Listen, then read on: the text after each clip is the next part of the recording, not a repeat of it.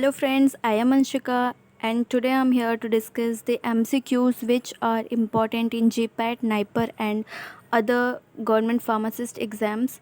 तो हम time waste ना करते हुए सीधे टॉपिक पे आते हैं और ये हमारा एक बेसिक सा टॉपिक है, रूट ऑफ ड्रग एडमिनिस्ट्रेशन। तो हम क्वेश्चन से डिस्कस करते हैं, ठीक है।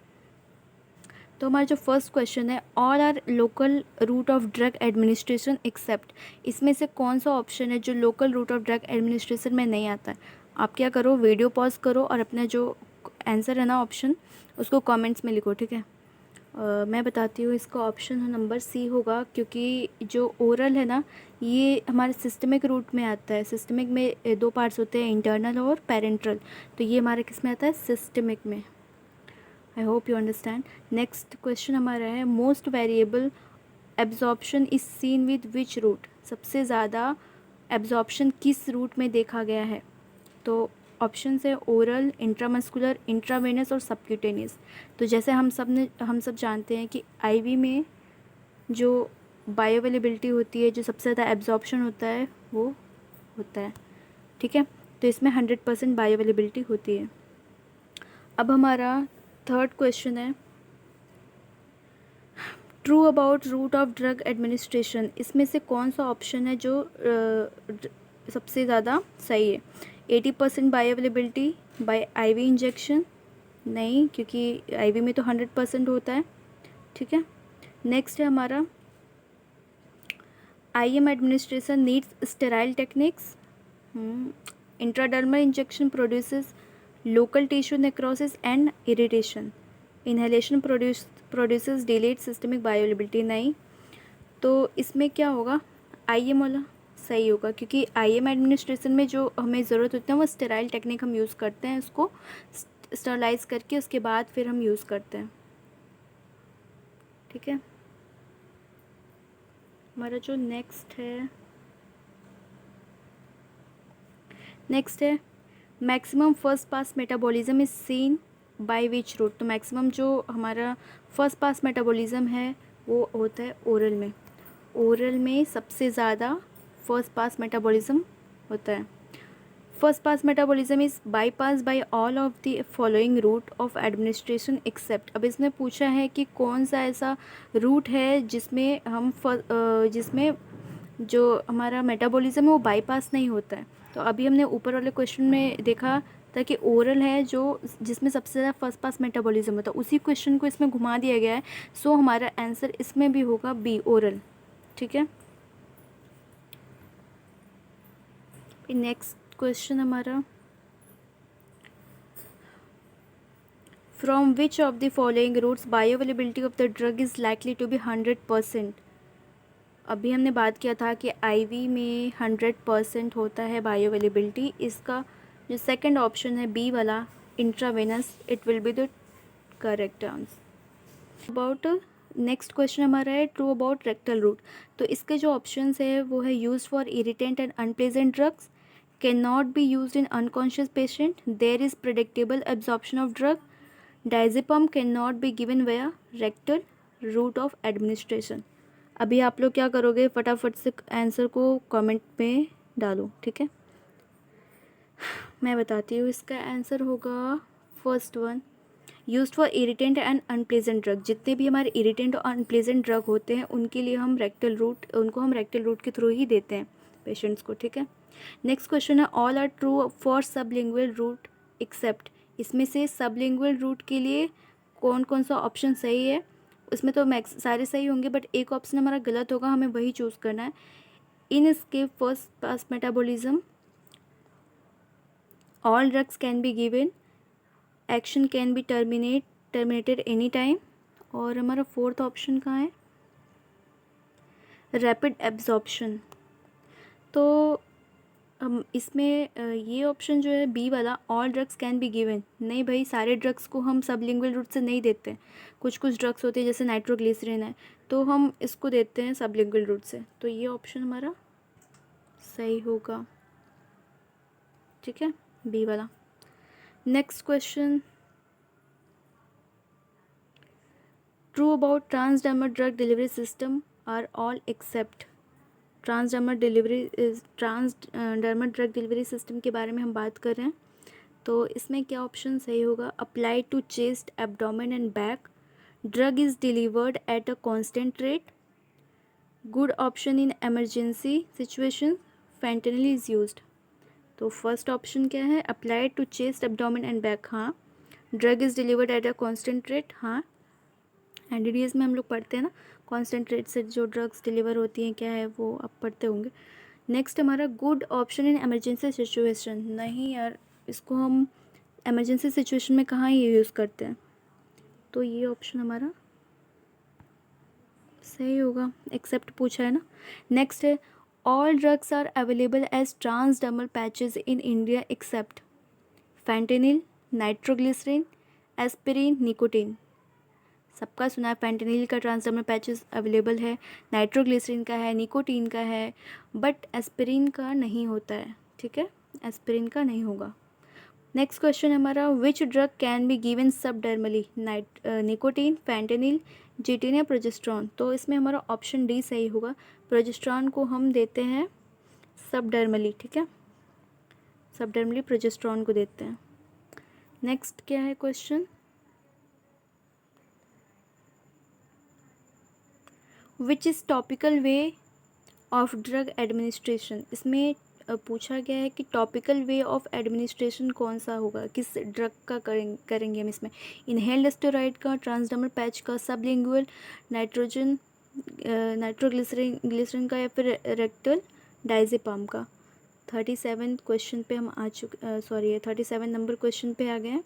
तो इसका जो आंसर होगा ये फर्स्ट होगा, इनहेल्ड स्टेरॉइड का, ठीक है, इसको हम टॉपिकली एडमिनिस्टर करते हैं। नेक्स्ट है sublingual route of administration has the following advantages except. इसमें से कौन सा ऑप्शन है जो हमारे सबलिंगुअल रूट का एडवांटेज नहीं है? 38, ठीक है। Quick onset of action, avoid first pass effect, dose can be regulated, highly recommended for prolonged action. तो क्विक ऑनसेट ऑफ एक्शन इसका होता है, अवॉइड फर्स्ट पास मेटाबॉलिज्म, हाँ, dose can be regulated, highly recommended for prolonged action, नहीं, यही option हमारा सही होगा, ठीक है, प्रोलॉन्ग्ड यूज़ के लिए हम इसको नहीं लेते हैं। नेक्स्ट क्वेश्चन हमारा disadvantage of an oral route of administration, all are all except. Disadvantage of an oral route of administration are all except, ठीक है, not suitable for use in emergency, does not require assistance, cannot be used in unconscious patient, may cause nausea and vomiting, हाँ, cannot be used in unconscious patient, ठीक है, not suitable for use in emergency, yes, तो इसका option होगा does not require assistance की ज़रूरत नहीं पड़ती इसको। Next question disadvantage of rectal route are all except. अब इसमें हमें रेक्टल रूट का डिसएडवांटेजेस मेंशन है, बट इसमें से एक कोई है जो उसका डिसएडवांटेज नहीं है, so we have to find this, ठीक है, फटाफट करो, कमेंट करो। Inconvenient, can cause rectal inflammation, absorption is slow and irregular, can be used when oral tolerance is poor.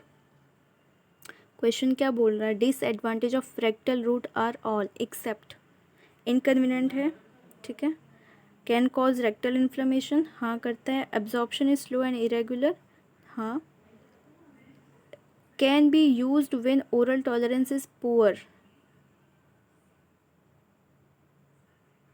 Option D is correct.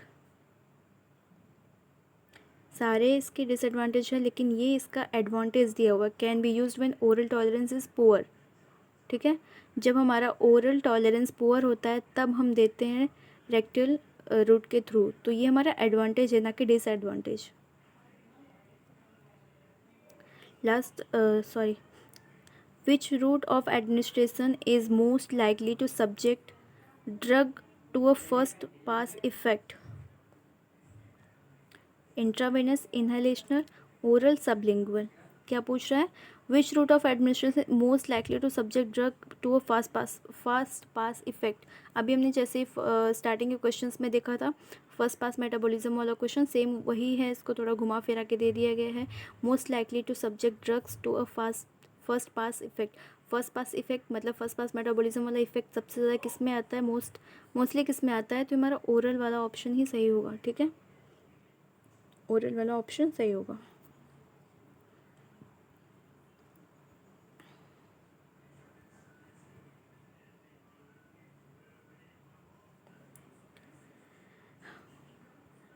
Next question, the following agents are available as transdermal patch except. अब इसमें वापस से वो जो question हम पहले solve किए थे जिसका आंसर था एस्पिरिन, सेम वही क्वेश्चन है, बस ऑप्शंस अलग हैं।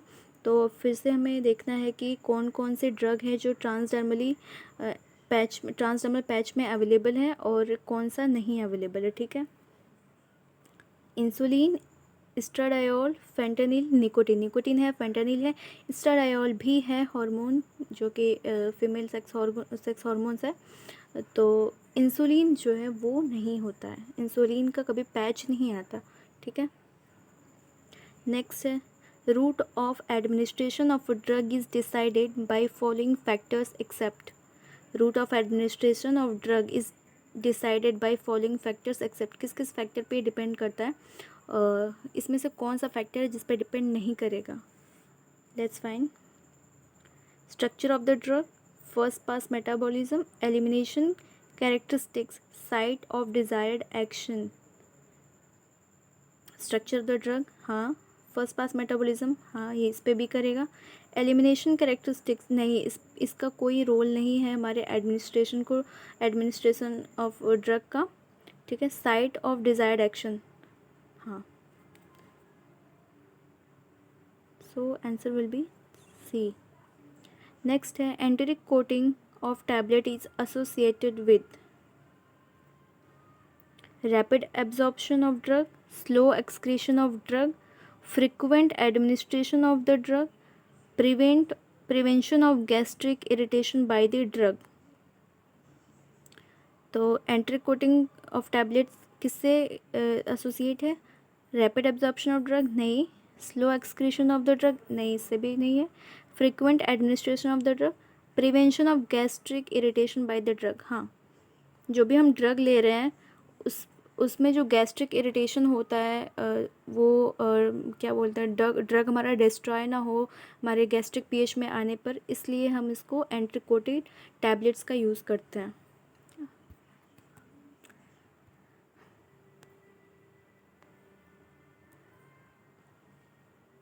Liposome drug delivery system is used for all except. Liposome drug delivery system हम किसके लिए यूज़ करते हैं और इसमें एक्सेप्ट पूछा है, so keep in mind. Okay, vincristine, amphotericin, hyoscine, amikacin, कौन सा ऑप्शन इसमें सही होगा। विनक्रिस्टिन, एम्फोटेरिसिन होता है, एमिकासिन भी होता है, बट हायोसिन नहीं होगा। So answer will be hyoscine. So हम यहीं पे करते हैं एंड। आई होप आप लोग को अच्छा लगा हो, और आपका कोई सजेशन हो तो प्लीज़ कमेंट बॉक्स में लिखिए, और I will try to improve. Thank you, और नेक्स्ट पार्ट हम जल्दी लेके आएंगे, सो स्टे ट्यून।